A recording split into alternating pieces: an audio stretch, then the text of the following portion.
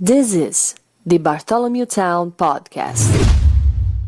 Hey everybody, welcome in to another episode of the Bartholomew Town Podcast. I'm Bill Bartholomew. Today we return to our Inside Rhode Island Cannabis series presented by PureVita Labs for a discussion on cannabis legalization, dissecting oppositional claims. So look, Rhode Island has had, first of all, of course, medical cannabis legalization, which was passed in 2005. And then in these last months, recreational legalization has been passed here in Rhode Island, and we're moving towards a situation where it's going to be fully public facing on the recreational side later this year. So there's a lot there.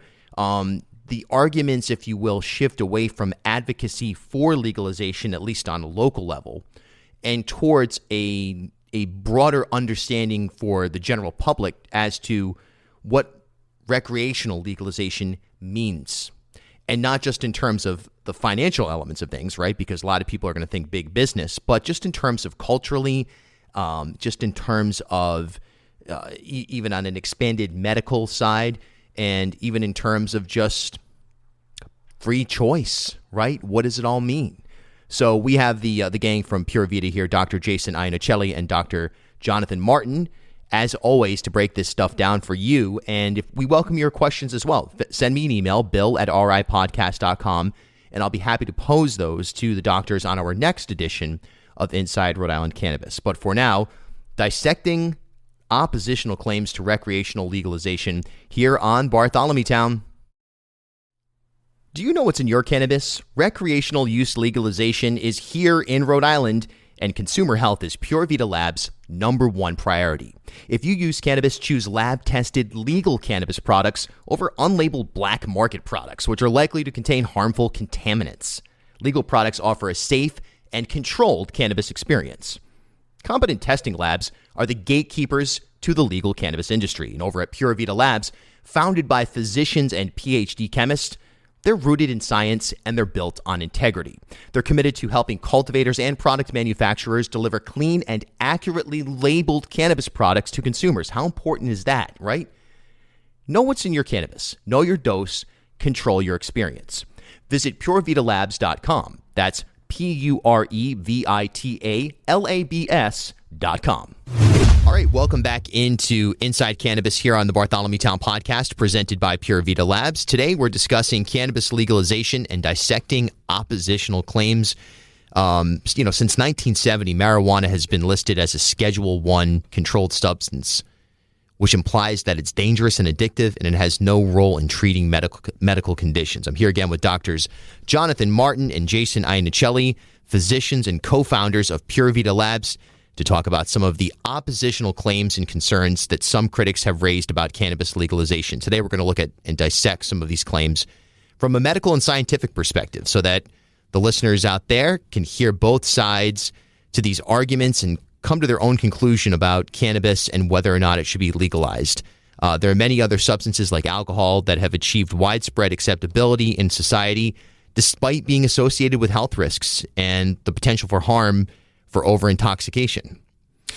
Much of what has been said about the dangers of cannabis consumption isn't really based on evidence, and it really has never been proven. It's kind of just either fable or propaganda or hearsay. Alcohol has proven health risks, though, yet it's still legal, it's still widely used, it's still celebrated in the media, inside corporations. You go to work and drinks are pretty common in just about every place I've ever worked in corporate America. So, have we really given cannabis a fair ruling? Yeah, I mean, there's this social stigma that's been around for, close to 100 years around cannabis use. It makes it pretty difficult for most people to try and wrap their head around the medical uses or the potential recreational use, appropriate, responsible recreational use. People can wrap their heads around alcohol pretty easily because it's been around forever and it's highly regulated, and you know what you're getting. Okay, when you order a Miller Lite and that's all you ever drink, you know exactly how it's supposed to taste and what's supposed to do with you, and how many of them can you have before you say that's probably enough. For me, it's like 3, and I'm like that's my limit. Cannabis is not like that. It's a plant, and so just like any other organism, it's variable. When it comes up from the ground and based on how much sunlight it gets and based on the terroir and what's in the soil, and the genetic variability of that seed, all of these things change what's actually being produced in that plant. But plants are fascinating. They are mini pharmaceutical manufacturing plants, right? You take a seed with the genetic information, you add some water, some soil, and some sunlight, and you've got an Amgen in your backyard producing massive quantities of chemicals that can be used medicinally if you can understand them and know how to use them in their appropriate doses. And that's been the most difficult thing about all plant-based medicines, but cannabis certainly, I think, is in particularly important here because people do view it as potentially a new alcohol industry, right? It's a new pharmaceutical frontier. The problem we've seen now is how do you figure out this calibrated dosing, right? It's unlike isolating a specific compound out of a plant. Januvia is a diabetic drug. It was discovered in, I think it was the Gila monster's salivary glands, but it was a specific molecule itself that was responsible for lowering blood sugar. The bark of the birch tree contains thousands of compounds, but acetylsalicylic acid was isolated out of it and aspen was created, which is, has been a wonder drug for us. These compounds have been isolated, understood, researched, and then the dosing has been calibrated to know what's an appropriate therapeutic dose, what is an overdose, and what are those levels of therapeutic things that occur based on those dosages. And it was until recently we didn't even know what was in cannabis, right? We didn't know about THC, CBD, CBN, CBG, CBDA, all of these cannabinoids that are important.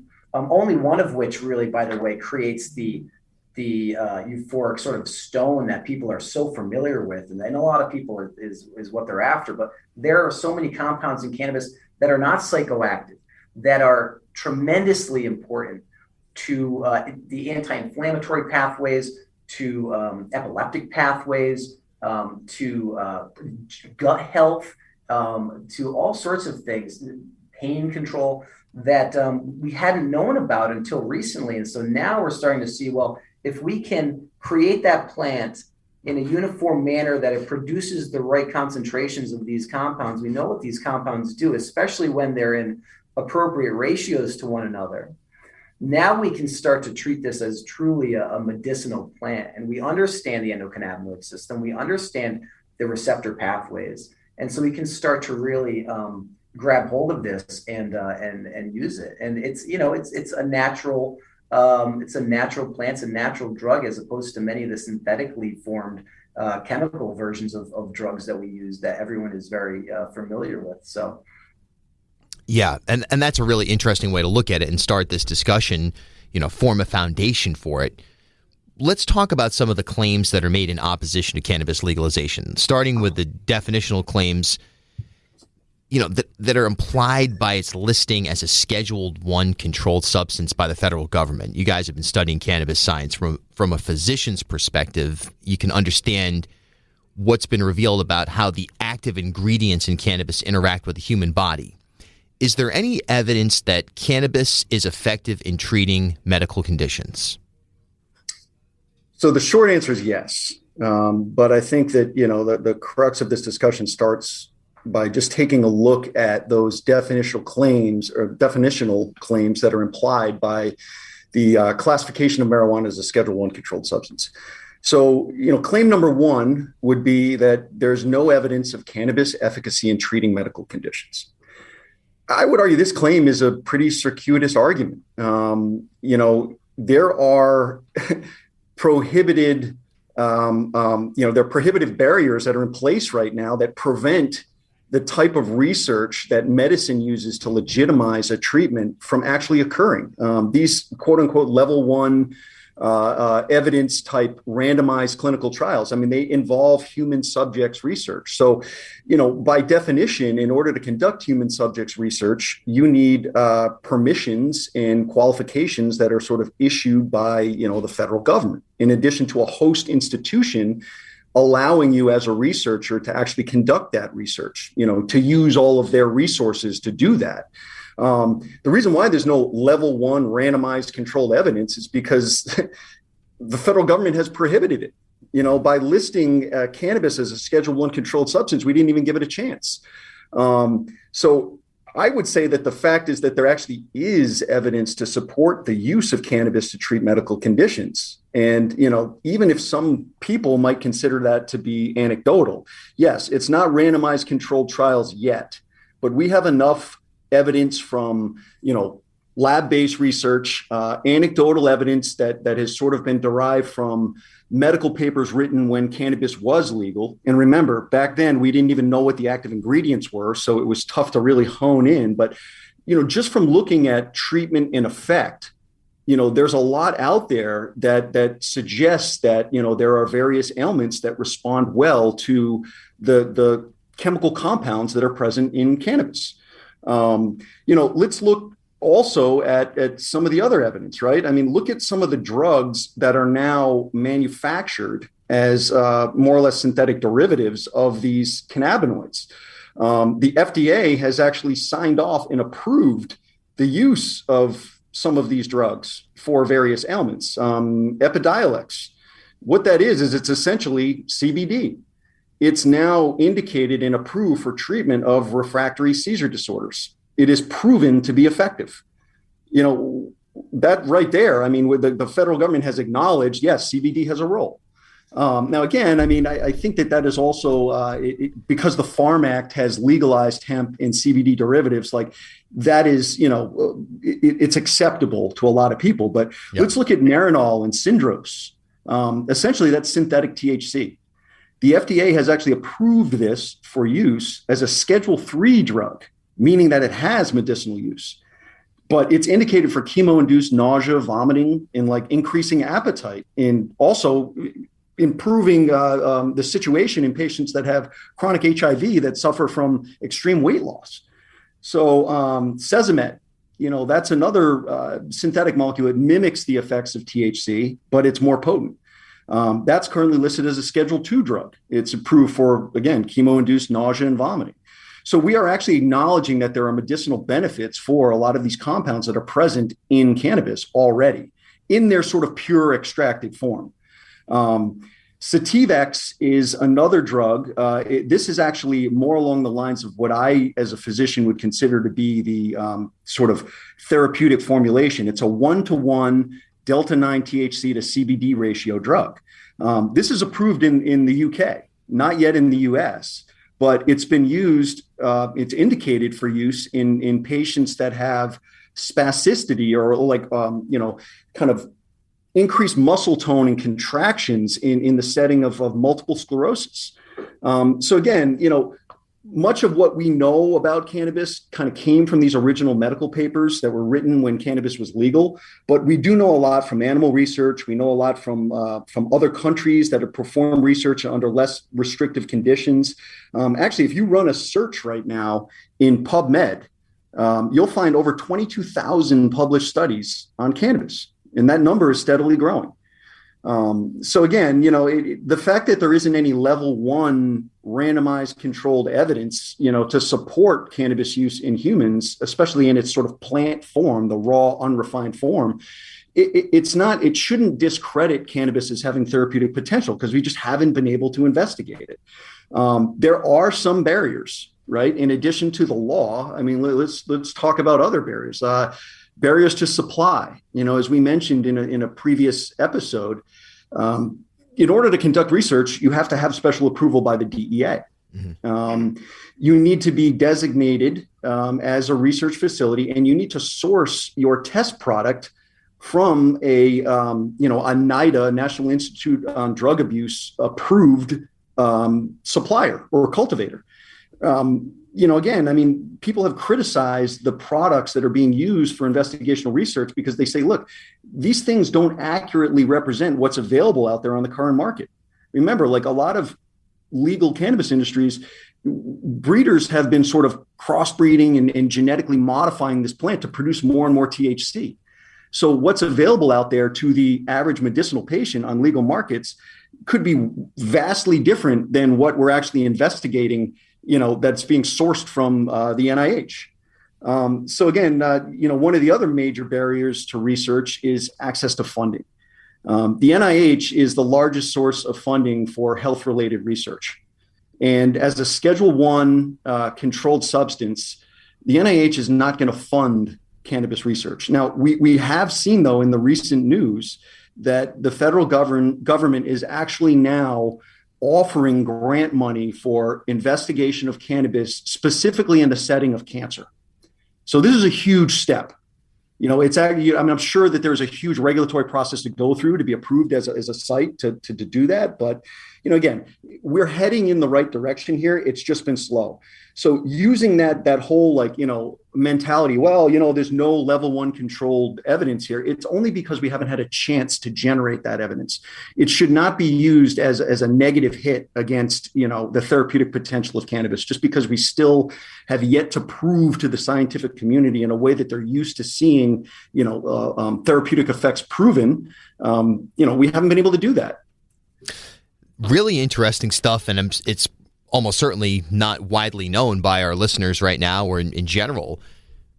What about the claims that cannabis isn't safe?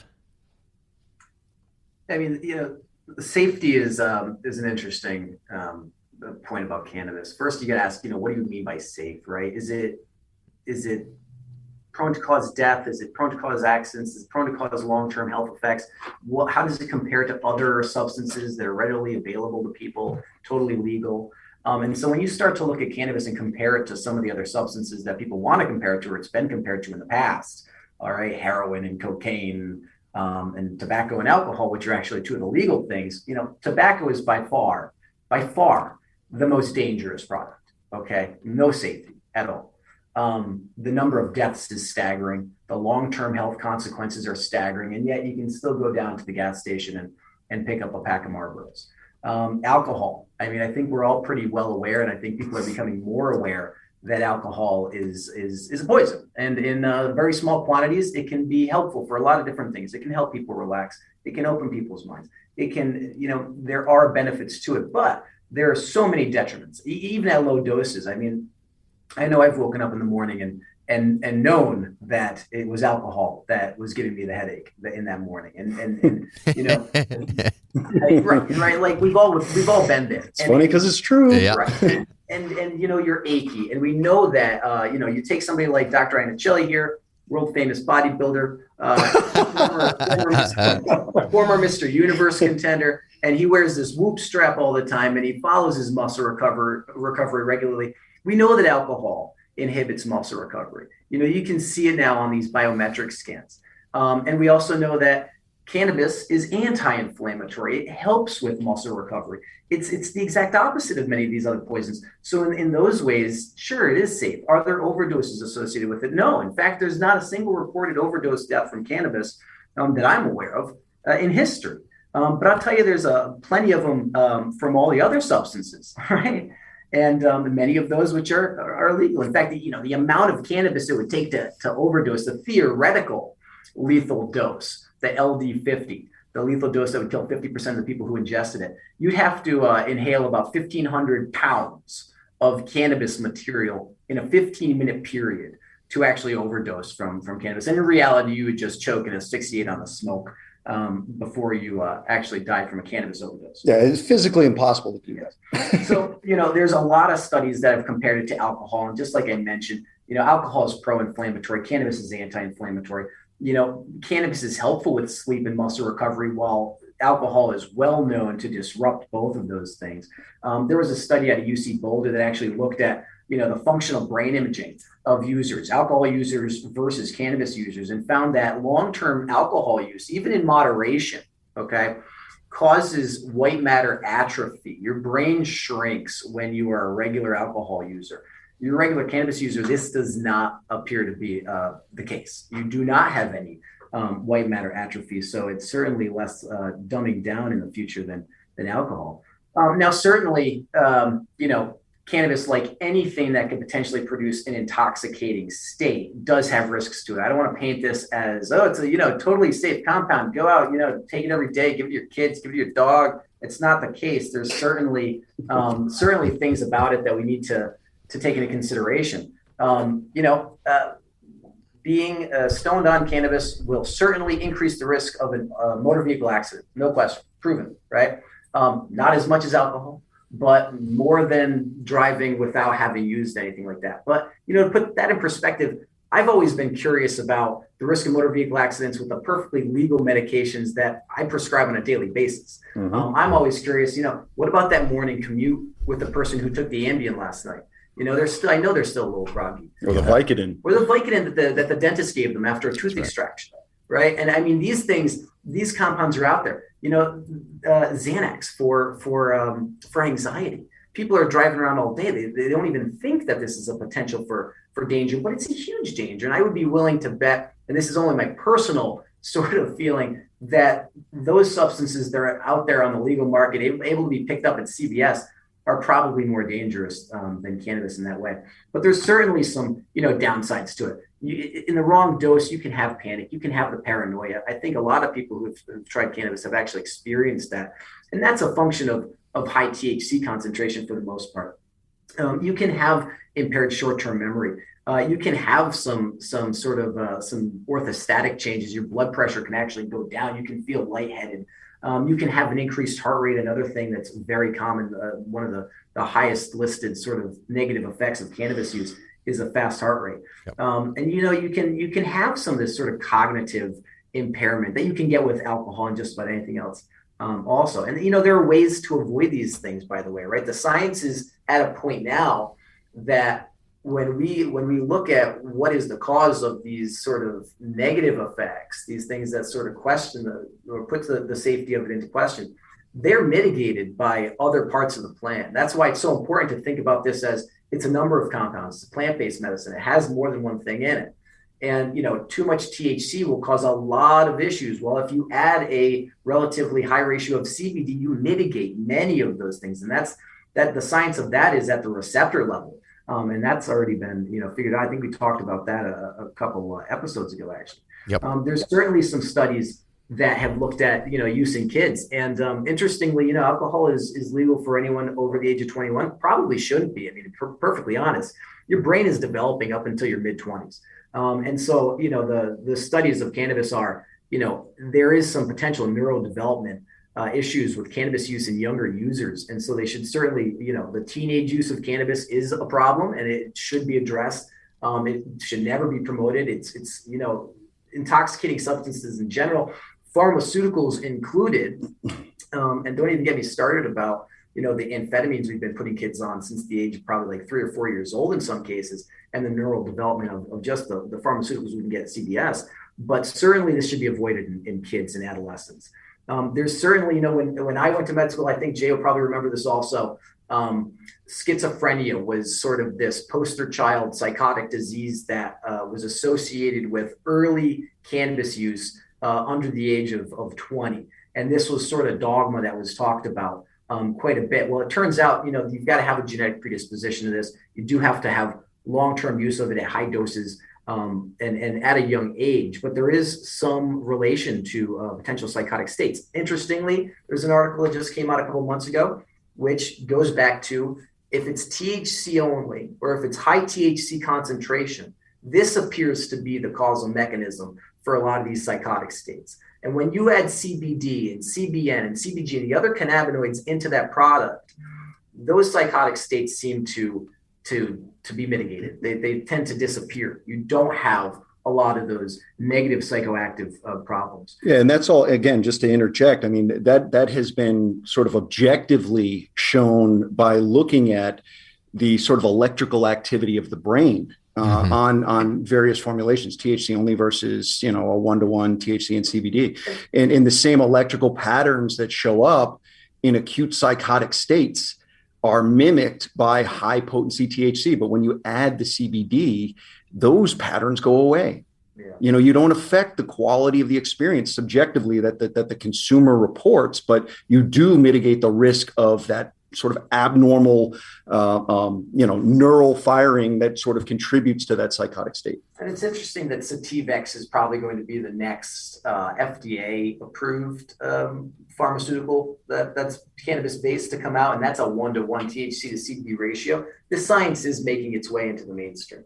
And it is going to make its way into the pharmaceutical companies as well, I'm sure. But it is good to see that is becoming apparent. And that's there for two reasons. One, CBD is known to reduce muscle tension, right? It's a muscle relaxant.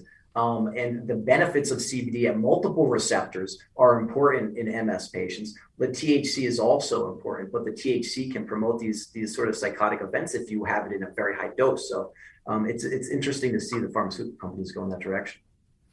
Let's talk about the special precautions that need to be taken as well in certain instances, which are, that they should be addressed concurrently with benefits, no question about it. Who are some of the people that should be, a little bit hyper aware of potential side effects that could be negative? These, the list of those sorts of patients or consumers, people, they go along with the same list of alcohol. So during pregnancy, no one should be using cannabis products, okay, ever.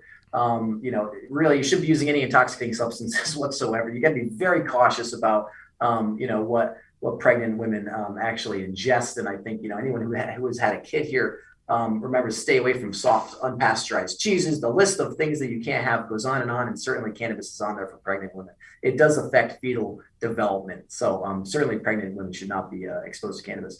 Breastfeeding, probably not a good idea, right? Because cannabinoids are going to go through the breast milk. And again, they're going to affect the neurodevelopment of the baby. People with heart disease, there's some concern here because although cannabis does not affect the brainstem and reduce your heart rate or your breathing, unlike opiates, it can increase your heart rate significantly, and that can kind of lead to the paranoia negative effects that some people feel. But a high heart rate in people with cardiac disease can be a very bad thing. Blood pressure can also be increased along with the heart rate, and it's almost all psychoactively mediated. But so people with heart disease should probably be very, very cautious with cannabis. I would personally, tell them as a physician, you probably stay away from it completely if you've got real documented heart disease. Lung disease is the same way. I mean, especially with any sort of inhalation. If your lung tissue is already damaged, you don't need to be exposing your lungs to combusted plant material. And in fact, smoking cannabis flower is probably not a great thing because inhaling any combustible plant material is probably bad for your lungs. The heat of the smoke, the carcinogens in the smoke itself are not good. So anybody with lung disease obviously should stay away from cannabis in its inhaled form. Yeah, and what I'll add to that is, if you think about it, all of the known pathways that contribute to development of cancer and disease all involve inflammation. And when you combust material, you actually, when you heat it with flame, you actually char it. You cause carbonization. Those carbon byproducts have been linked to, lung cancer. That's a lot of the lung cancer linked to cigarette smoke. When you eat well done meat off of the grill and there's a lot of char on it, like that has been linked to colon cancer. Now, again, it's repeated exposure, it's high dose exposure, it's constant inflammation that causes the cell cycle to be disrupted. And then these cells start dividing uncontrollably. And that's what cancer is. So when you're talking about smoking, again, let me just take one step back. I mean, these are all precautions, right? What that means is we don't know for sure yet, but better safe than sorry. We have to be responsible about this. Until the research really shows more about what can and can't be done, we're using common sense to say, we speculate that these are risky conditions. So mitigate that risk. And again, I mean, alcohol has been proven on a lot of this stuff, but this is still like we're playing it safe. But when you go back to smoking, look, I mean, the vape crisis was kind of a horrible thing for the industry. I mean, that was causing problems because of additives that were put into the product. It wasn't the act of vaping. And from a scientific perspective, vaping is a much safer way to take in active ingredients than actually burning with flame, because you do not superheat the product. You have, a sort of calibrated heating element that heats it just high enough so that you can aerosolize or vaporize the active ingredients, and you don't get all that carbonized charring and the stuff that causes the chronic inflammation. So I would argue that if used appropriately, you would suspect that herbal vaporizers are safer than actually lighting and smoking a joint. Again, time will tell on this. We'll have research to prove this, but this is sort of, best guess speculation on what we know about science. It's pretty amazing how much we know about the effects of THC and CBD, and it seems like we're poised for an explosion of scientific information as research efforts ramp up parallel to legalization. And we've talked about that at length here, how it's stalled in many ways, and we're unable to, or you in the scientific community are unable to take that deep dive to produce more concrete understanding that isn't just precautions. But despite what we know now, however, the federal government still restricts messaging to the general public about the effects of cannabis in treating specific diseases, mainly because of any statements that could be made that have not yet been tested or verified by the FDA. I know as a broadcaster, this is something that is, even just doing this series, there was legal involved in it on my end to say, okay, what are we doing here? Because there are certain restrictions on a federal level. As physicians, you're even more subject to a lot of scrutiny here. What are you allowed to say to patients or consumers who want to try cannabis for a specific purpose?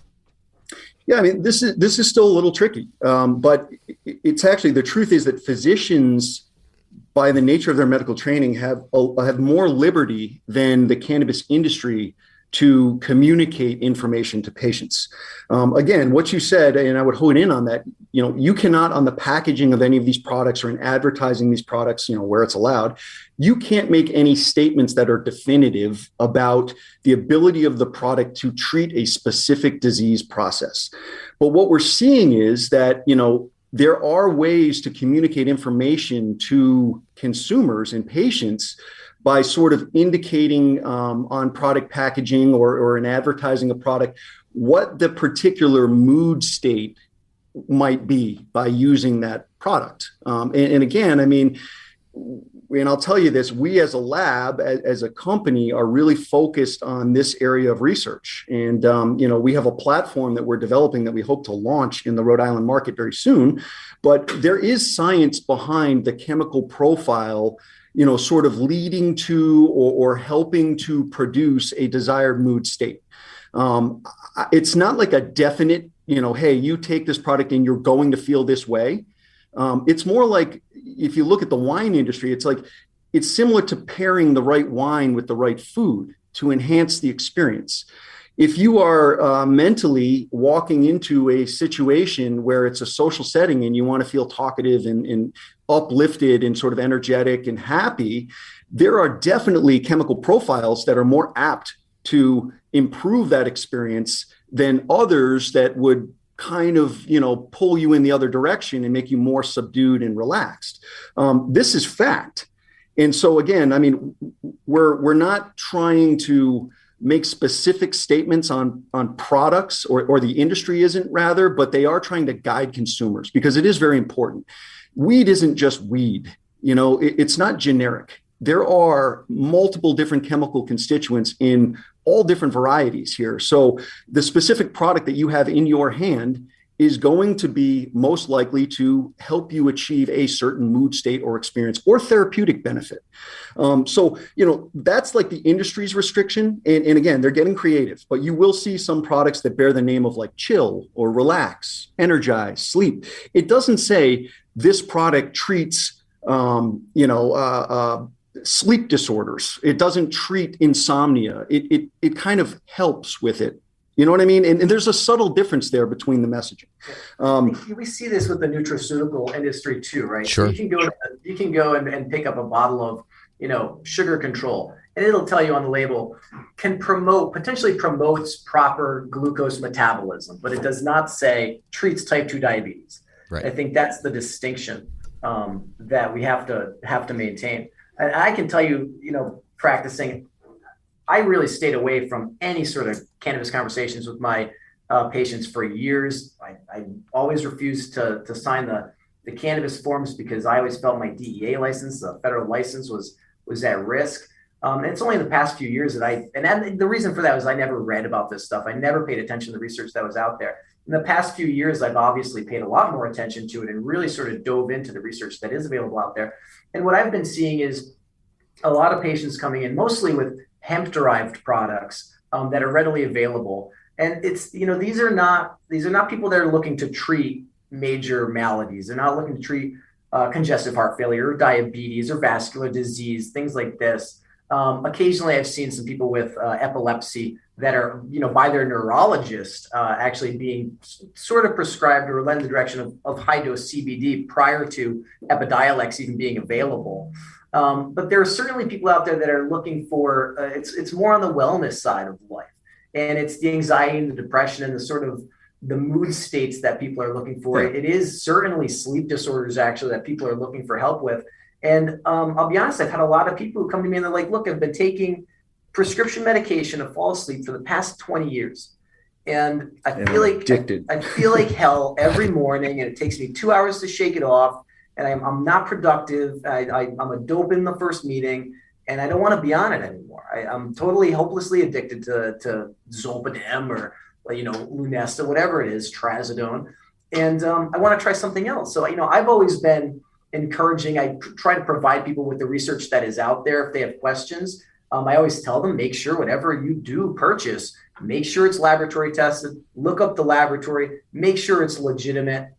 You make sure it's not on this list of companies that are not testing things properly.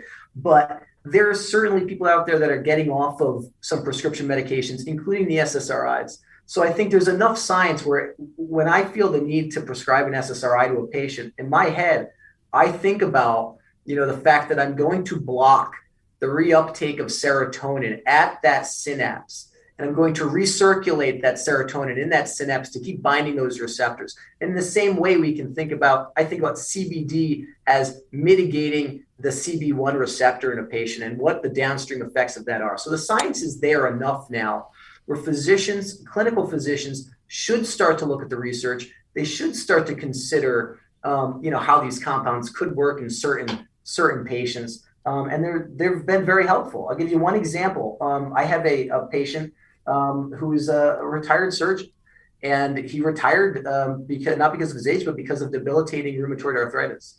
And he had been on every medication, known to man for RA, methotrexate, essentially a chemotherapy drug, Enbrel, Humira. These drugs are infusions and can cause, problems with infections. I mean, these are not benign medications, but his RA was never really controlled until he decided himself to try high dose CBD. And when I say high dose, 500 milligrams a day, which is a huge expense. And he has never, his arthritis has never been as well controlled in his life, in his adult life, prior to having gone on CBD. So there's certainly these benefits that are apparent now in clinical practice. And hopefully as the research body expands, we'll have more physicians looking at this and at least entertaining it and discussing with their patients about the potential therapeutic benefits. Yeah, and there is some legal precedent here. I mean, as we discussed earlier, I mean, it wasn't until 1996 that, cannabis was first legalized for medicinal use. You had a bunch of doctors now that were being asked questions, and they're like, okay, well, what can I and can't I say? I have a, federal government issued DEA license. If I'm over here, making these recommendations and signing off on approval that, or basically authorization saying, yes, this patient has this medical condition and they are a candidate for medical cannabis, am I going to be penalized in some way? Actually, it was 2002. There was a U.S. District Court ruling on, it was basically stating that healthcare professionals have the ability to discuss and recommend cannabis to patients. So under that piece of legislation, medical professionals are now allowed to exercise their First Amendment right, use their knowledge and medical training to candidly discuss the risks and benefits, the known risks and benefits of medical marijuana use with patients who are inquisitive about using these products. You can recommend marijuana for patient use based on your medical expertise. You can keep written notes in the patient's chart that document the discussions and recommendations that were made. You can certainly sign those state issued forms to make someone eligible for medical marijuana. And you can, also spend a lot of your own time and energy and research educating yourself on the medical benefits and clinical applications of cannabis. This is all allowed now by law. Medical professionals are still not allowed to do certain things, though, and this is where it gets a little tricky. You cannot actually write a physical prescription for medical marijuana. And what I mean by that, if you look at the nature of a prescription, you're basically saying a specific drug at a specific dose and how to take it. So you cannot do that with cannabis yet. You can certainly, again, like I said, you can discuss. If you saw a menu of products, you could say, all right, based on what's in these products, I would say that your choices lie in X, Y, and Z to best fit your need. That's fine, but you can't be very specific and say you need this product at this dose.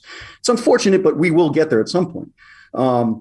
We also cannot physically assist patients in obtaining or using marijuana, like physically be there. Oh yeah, push this button or roll this joint like that. You can't do that. You also can't recommend the use of medical marijuana unless a patient does have one of those qualifying diagnoses that are on a list of state-approved indications for use. So again, I mean, we are progressing in the right direction here. It's hard to ignore science. This is how we advance as a society. And I think that people need to be more open-minded and recognize, in drawing comparisons to our previous episode, we talked about the history of cannabis and the sentiment behind prohibition. Look, let's stop villainizing people for using cannabis. It's unfair to say, hey, this guy likes to smoke, as opposed to this person over here likes to, have 4 to 7 or however many drinks on a Friday night and relax. Like it's one and the same. And honestly, we all have choices about what we want to do. If you have a product that can be used in a responsible way, and again, we are getting there with cannabis where we know enough about it, where you can use it responsibly. It's on the industry to package and produce these products in ways where the label is accurate and the dose is there so that people can actually learn, the equivalent of how many drinks can I have before I'm really intoxicated. Like if you don't have accurate labels on products, in the testing, labs out there are sort of willy-nilly just doing this haphazardly, how's anyone ever going to be able to learn about their own experience? So we need to focus on that aspect of it. We need to let science sort of prevail here, give it a chance, and do the research to verify. Let's generate that level 1 randomized control research, and we'll go from there. But, I like to try to stay objective about all this. And I'm not saying that cannabis is for everybody. There are some people that have a very rare sort of condition or self-limited episode of what we call cannabis hyperemesis syndrome, where they can end up in an ER because, their receptors are sort of overstimulated by cannabis and they end up with like nausea and vomiting. And usually it lasts for like a day and a half and it goes away. But look, that is a significant event. And again, it's sort of like a use at your own risk, but use responsibly. Let's learn more about this. And that's sort of where we're at. I think that's where we should be as a medical community and also on legal stature.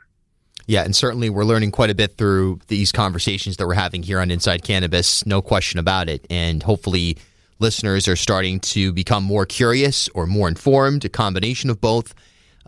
We're moving into this space. There's no question about it. I think that within our lifetimes, we're going to look back on the period of prohibition and be as shocked by it as people are today with alcohol prohibition. And if not more so because of the medical association that is there with cannabis. Doctors, as always, a tremendous pleasure, and look forward to the next one. Pleasure's ours, Bill. Thank you. Hey, miss something on the pod? Tune into Bartholomew Town on WPRO 99.7 FM, AM 630, and 99.7WPRO.com every Saturday afternoon at 3 o'clock.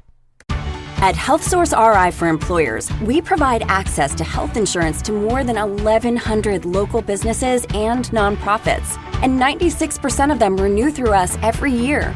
Maybe it's our choice of 19 different health plans, our 10 years of customizing solutions, or our one local team of dedicated experts helping employers find quality health insurance. See how our numbers stack up for you. Learn more at healthsourceri.com/employers.